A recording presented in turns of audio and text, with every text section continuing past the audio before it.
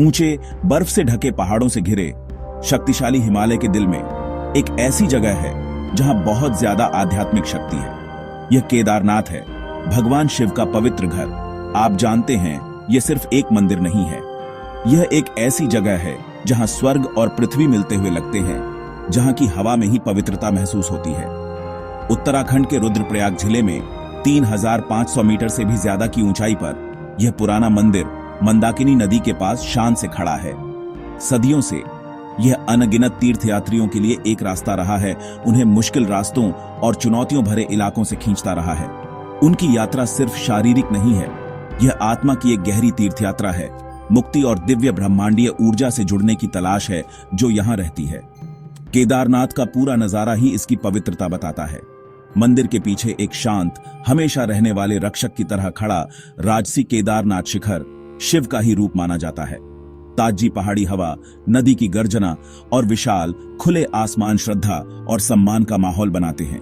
यहाँ कोई भी प्रकृति की भव्यता के सामने बहुत छोटा महसूस करता है, फिर भी एक ऐसी शक्ति से गहराई से जुड़ा हुआ महसूस करता है जो शाश्वत और सब कुछ को समेटे हुए है।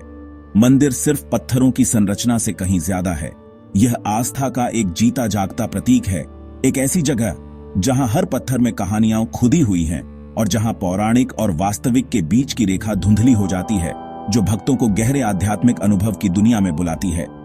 केदारनाथ की यात्रा इसकी आध्यात्मिक आकर्षण का एक जरूरी हिस्सा है। यह तपस्या का रास्ता है, भक्ति और सहन शक्ति की परीक्षा है। जैसे जैसे तीर्थयात्री ऊपर चढ़ते हैं, भौतिक दुनिया को पीछे छोड़ते हुए वे आत्मनिरीक्षण और शुद्धिकरण की एक आंतरिक यात्रा पर निकलते हैं। इस पवित्र भूमि पर उठाया गया हर कदम पापों को धो देता है और मोक्ष या मुक्ति के करीब लाता है, ऐसा माना जाता है। यह मंदिर खुद एक शानदार पत्थर का ढांचा, पीढ़ियों की अटूट आस्था का प्रमाण है। इसने बदलते मौसमों, समय के बीतने और लाखों लोगों की गहरी प्रार्थनाओं को देखा है। फिर भी यह आशा और दिव्य उपस्थिति का एक अटूट प्रतीक बना हुआ है। एक ऐसी जगह जहां हिमालय के स्वामी केदारेश्वर प्यार से विराजमान है। यह पवित्र भूमि 12 ज्योतिर्लिंगों में से एक है, जो भगवान शिव को समर्पित सबसे पवित्र मंदिर है, जहां उन्हें आग के एक स्तंभ के रूप में प्रकट हुआ माना जाता है। यह उत्तराखंड में छोटा 4 धाम तीर्थयात्रा सर्किट का भी एक महत्वपूर्ण हिस्सा है, जो इसे हिंदू आध्यात्मिकता का एक आधार बनाता है। केदारनाथ नाम का मतलब ही खेतों का स्वामी है और यह माना जाता है कि यह पवित्र खेत उन लोगों के लिए आध्यात्मिक मुक्ति की फसल देता है जो इसे शुद्ध दिल से चाहते हैं। मंदिर सिर्फ एक जगह नहीं है, बल्कि एक परिवर्तनकारी अनुभव है, जहां पहाड़ों की चुप्पी बहुत कुछ बोलती है और हवा के हर झोंके और सूरज की हर किरण में दिव्य उपस्थिति महसूस होती है। केदारनाथ की उत्पत्ति महाभारत की महान कहानी से गहराई से जुड़ी हुई है। यह कहानी कुरुक्षेत्र के महान युद्ध के बाद शुरू होती है, जहां पांडव भाई विजयी हुए थे, लेकिन उन्हें बहुत ज्यादा अपराध बोध था। उन्होंने अपने ही रिश्तेदारों, अपने चचेरे भाइयों कौरवों और भीष्म और द्रोण जैसे अपने सम्मानित बड़ों को मार दिया था। गोत्र हत्या या अपने ही कुल को मारने के पाप से मुक्ति पाने के लिए उन्होंने भगवान शिव का आशीर्वाद मांगा। ऋषि व्यास की सलाह पर उन्होंने अपना राज्य छोड़ दिया और शिव को खोजने के लिए हिमालय की एक लंबी और कठिन यात्रा पर निकल पड़े। हालांकि शिव युद्ध के रक्तपात से बहुत नाराज थे और उन्हें आसानी से माफ करने का कोई इरादा नहीं था। पांडवों से बचने के लिए भगवान शिव ने खुद को एक राजसी बैल नंदी के रूप में बदल लिया और गुप्तकाशी क्षेत्र में मवेशियों के झुंड के बीच छिप गए। भेष बदलने के बावजूद सतर्क पांडवों ने उन्हें पहचान लिया। जैसे ही भीम, भाइयों में सबसे शक्तिशाली, ने बैल को उसकी पूंछ और पिछले पैरों से पकड़ने की कोशिश की, शिव ने गायब होना शुरू कर दिया और जमीन में धंसने लगे। लेकिन भीम ने पूरी ताकत से पकड़ रखा था। इस दिव्य संघर्ष के परिणाम स्वरूप बैल के शरीर के हिस्से गढ़वाल हिमालय के 5 अलग अलग स्थानों पर फिर से प्रकट हुए। इन 5 पवित्र स्थलों को सामूहिक रूप से पंच केदार या शिव के 5 रूप कहा जाता है और हर एक का भक्तों के लिए एक अनोखा आध्यात्मिक महत्व है, जो पांडवों के मार्ग का अनुसरण करना चाहते हैं। बैल का कुबड़ केदारनाथ में फिर से प्रकट हुआ, जो 5 मंदिरों में सबसे प्रमुख बन गया। यह कुबड़ के आकार का पत्थर या लिंग आज मंदिर के अंदर पूजा का प्राथमिक वस्तु है। बैल की भुजाएं तुंगनाथ में, सिर रुद्रनाथ में नाभि और पेट मध्यमहेश्वर में और बाल कल्पेश्वर में प्रकट हुए। पांडवों ने पश्चाताप और भक्ति से भरे हुए भगवान शिव की पूजा करने और अंत में उनकी क्षमा प्राप्त करने के लिए इन 5 स्थानों पर मंदिर बनवाए, ऐसा कहा जाता है। उनकी यात्रा पश्चाताप के मार्ग और दिव्य कृपा की अथक खोज का प्रतीक है। एक ऐसी कहानी जो तीर्थयात्रियों को चुनौतीपूर्ण पंच केदार ट्रेक करने के लिए प्रेरित करती रहती है। यह किंवदंती धर्म, कर्म और मोक्ष की हिंदू अवधारणा को खूबसूरती से दर्शाती है। यह दिखाती है कि सबसे धर्मी नायकों को भी अपने कर्मों का प्रायश्चित करना चाहिए और दिव्य क्षमा का मार्ग सच्ची तपस्या और अटूट दृढ़ संकल्प की मांग करता है। पंच केदार की कहानी सिर्फ एक मिथक नहीं है, यह मानवता के लिए बिछाया गया एक आध्यात्मिक नक्शा है। यह सिखाता है कि शिव सर्वव्यापी है और उनकी कृपा उन लोगों को मिल सकती है जो उन्हें शुद्ध और पश्चातापी हृदय से खोजते हैं। पांडवों द्वारा बनवाए गए मंदिर उनकी भक्ति के शाश्वत स्मारक के रूप में खड़े हैं और इस गहरे आध्यात्मिक पाठ की शक्तिशाली याद दिलाते हैं। केदारनाथ के निर्माण की कहानी उसकी पौराणिक कथाओं जितनी ही दिलचस्प है।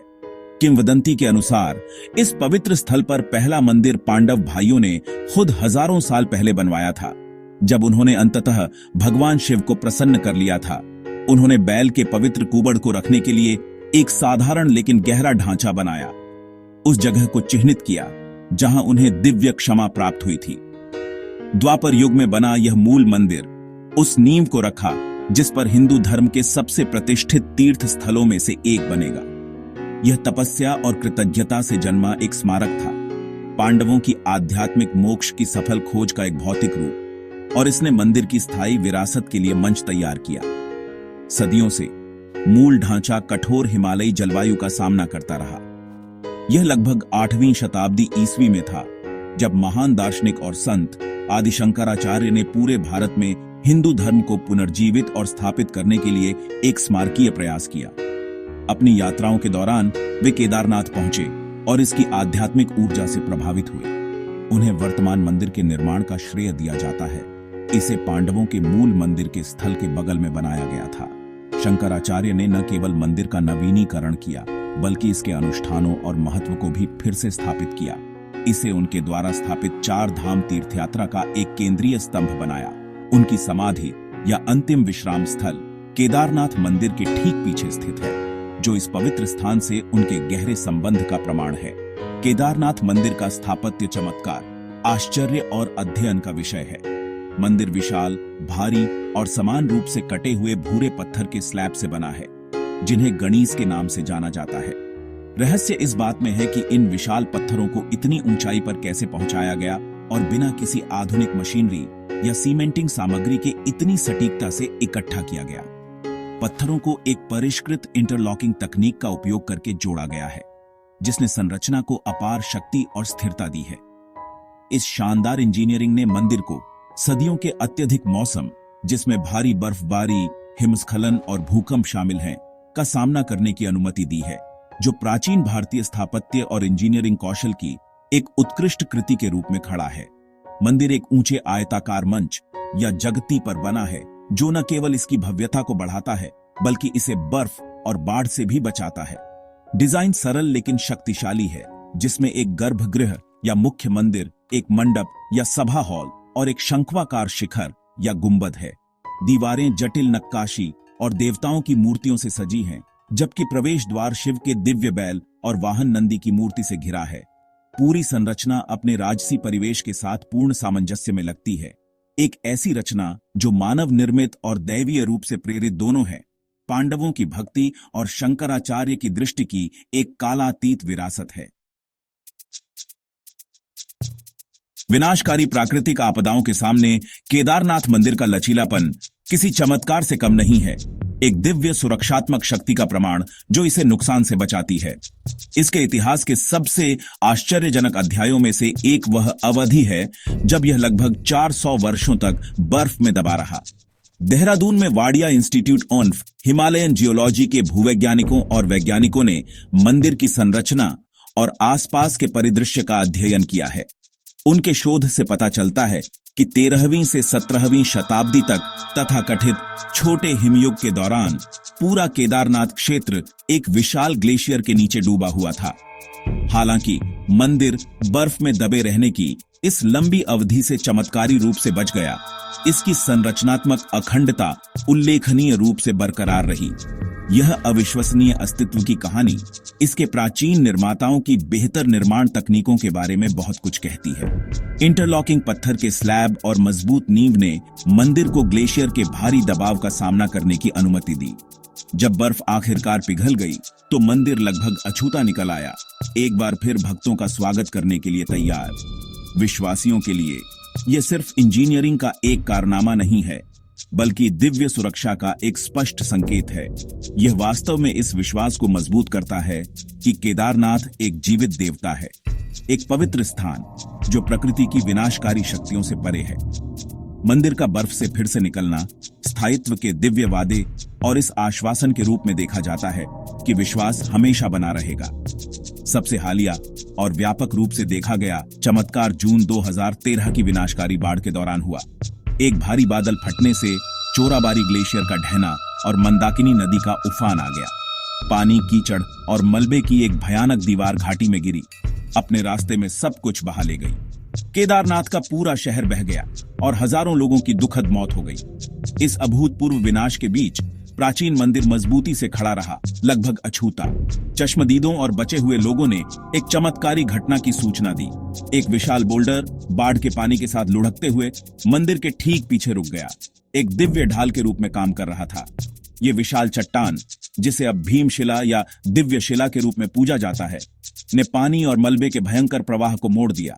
प्रवाह को दो धाराओं में विभाजित कर दिया, जो मंदिर के दोनों ओर से गुजरी, जिससे मुख्य संरचना को कोई नुकसान नहीं हुआ। यदि यह पूरी तरह से रखा गया बोल्डर नहीं होता, तो मंदिर शायद बाढ़ के जबरदस्त बल से बह गया होता। इस घटना को एक आधुनिक चमत्कार के रूप में सराहा जाता है। भगवान शिव की उपस्थिति और उनके पवित्र निवास के रक्षक के रूप में उनकी भूमिका की एक शक्तिशाली पुष्टि। भीमशिला अब दिव्य हस्तक्षेप का एक स्थायी प्रतीक है, जो तीर्थयात्रियों को आकर्षित करती है, जो कृतज्ञता और विस्मय में इसके सामने झुकने आते हैं। अपने लचीले बाहरी हिस्से से परे केदारनाथ मंदिर का आंतरिक गर्भगृह या गर्भगृह गहरे रहस्यों को समेटे हुए है, जो इसकी आध्यात्मिक आभा को गहरा करते हैं। पूजा की केंद्रीय वस्तु एक पारंपरिक चिकनी नक्काशीदार शिवलिंगम नहीं है, इसके बजाय यह एक बड़ी त्रिकोणीय आकार की चट्टान का निर्माण है, जिसे भगवान शिव के बैल के रूप का कुबड़ माना जाता है। यह अनोखा स्वयंभू लिंगम लगभग 12 फीट परिधि में और 3.6 फीट ऊंचाई में है। इसका असामान्य पिरामिड आकार महान आकर्षण और श्रद्धा का स्रोत है। भक्तों को पवित्र चट्टान को छूने, उस पर घी लगाने और उसे गले लगाने की अनुमति है, जिससे दिव्य के साथ एक गहरा व्यक्तिगत और शक्तिशाली संबंध बनता है। एक दुर्लभ विशेषाधिकार जो कई अन्य प्रमुख मंदिरों में नहीं मिलता है। गर्भगृह के भीतर एक और मनमोहक रहस्य अखंड ज्योति है, एक शाश्वत लौ, जिसके बारे में कहा जाता है कि यह सदियों से लगातार जल रही है। यह दीपक तीर्थयात्रियों द्वारा चढ़ाए गए घी से जलाया जाता है और यह दिव्य प्रकाश और चेतना की शाश्वत उपस्थिति का प्रतीक है। यहां तक कि जब मंदिर कठोर सर्दियों के दौरान 6 महीने के लिए बंद रहता है, तो पुजारी इस दीपक को जलाते हैं और माना जाता है कि यह बंद और बर्फ से ढके मंदिर में अछूता जलता रहता है। यह शाश्वत लौ अंधकार पर प्रकाश की, अज्ञान पर ज्ञान की और आस्था की अमर भावना की जीत का प्रतिनिधित्व करती है, जो भक्तों के दिलों को रोशन करती है, उन्हें शिव की शाश्वत उपस्थिति का आश्वासन देती है, भले ही शारीरिक द्वार बंद हों। मंदिर के भीतर की ध्वनिकी भी इसके रहस्यमय वातावरण में योगदान करती है। मंदिर की घंटियों की आवाज, मंत्रों के जाप और बाहर मंदाकिनी नदी की गर्जना के साथ मिलकर एक अनोखा ध्वनि वातावरण बनाती है। माना जाता है कि जाप और घंटियों से उत्पन्न कंपन पवित्र लिंगम और आसपास के पहाड़ों की प्राकृतिक आवृत्तियों के साथ गूंजते हैं। इस अनुनाद से मन और शरीर पर शांत और आध्यात्मिक रूप से उत्थानकारी प्रभाव पड़ता है, जिससे भक्तों को ध्यान की स्थिति में प्रवेश करने में मदद मिलती है। केदारनाथ का ध्वनि दृश्य सिर्फ शोर नहीं है, यह नाद योग का एक रूप है, एक आध्यात्मिक अभ्यास जो दिव्य ब्रह्मांड से जुड़ने और आंतरिक शांति का अनुभव करने के लिए ध्वनि का उपयोग करता है। अनुष्ठान स्वयं प्राचीन परंपरा और प्रतीकवाद में डूबे हुए हैं, भक्त पवित्र नदियों से जल, बिल्व पत्र और फूल लिंगम को चढ़ाते हैं। रावल के नाम से जाने जाने वाले पुजारी कर्नाटक के वीरशैव समुदाय से आते हैं, एक परंपरा जिसे आदि शंकराचार्य ने राष्ट्रीय एकता को बढ़ावा देने के लिए स्थापित किया था। गर्भगृह के अंदर की पूजा एक बहुसंवेदी अनुभव है।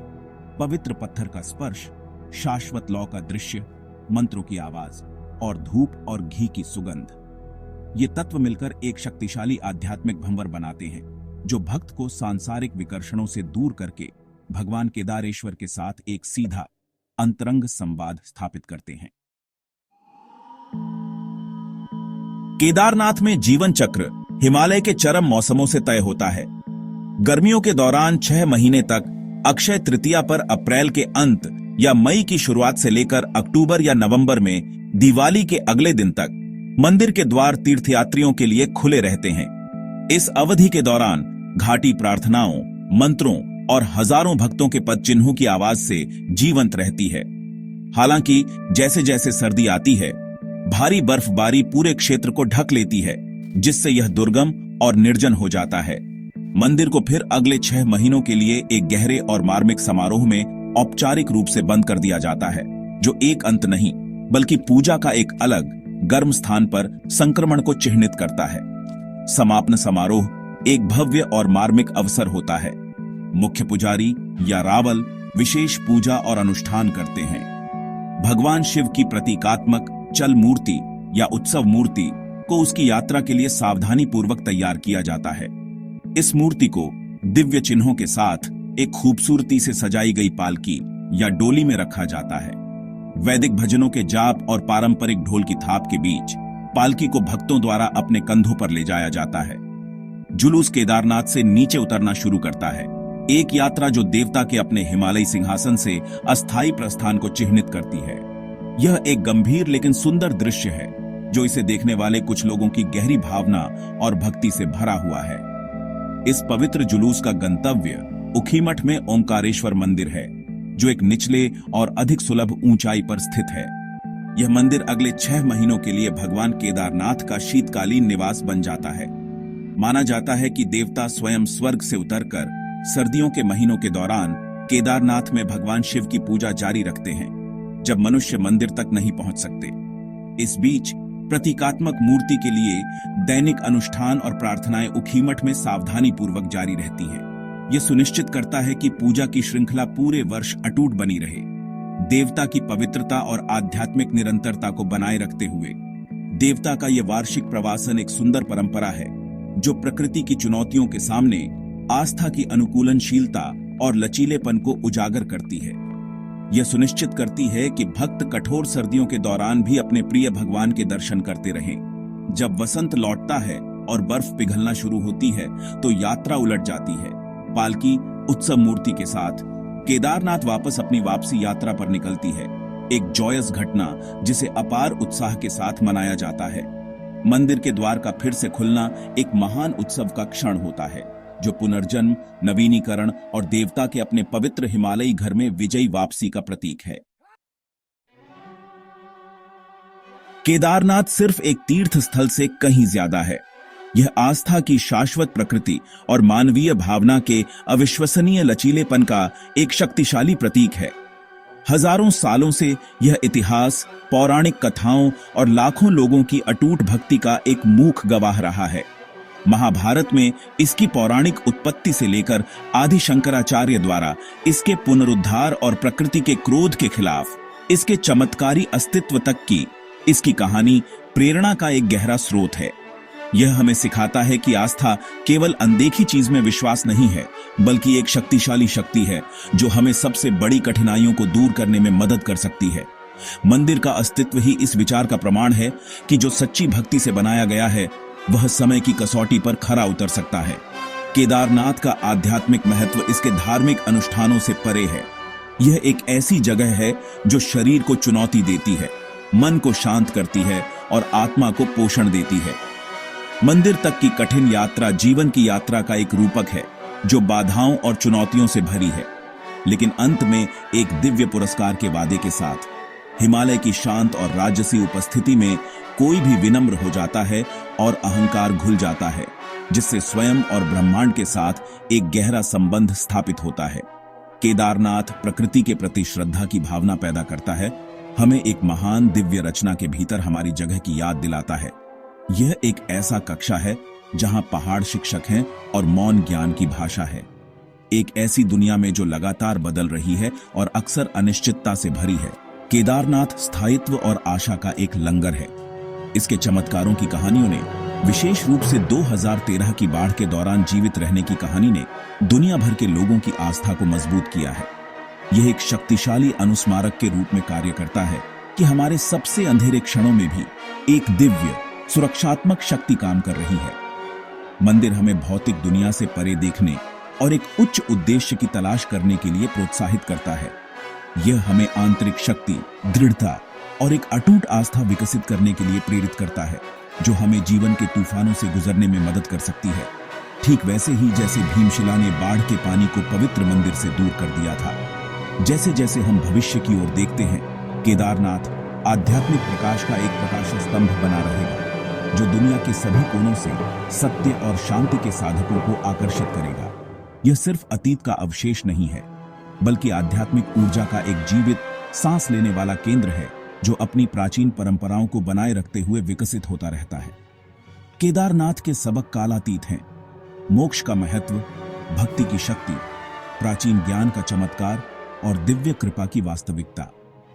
यह एक ऐसी जगह है जहां विश्वास का केवल उपदेश नहीं दिया जाता है, बल्कि इसे स्पष्ट रूप से महसूस किया जाता है, जिससे हर आगंतुक को आशा, उद्देश्य और हिमालय के शाश्वत भगवान के साथ एक स्थायी संबंध की एक नई भावना मिलती है।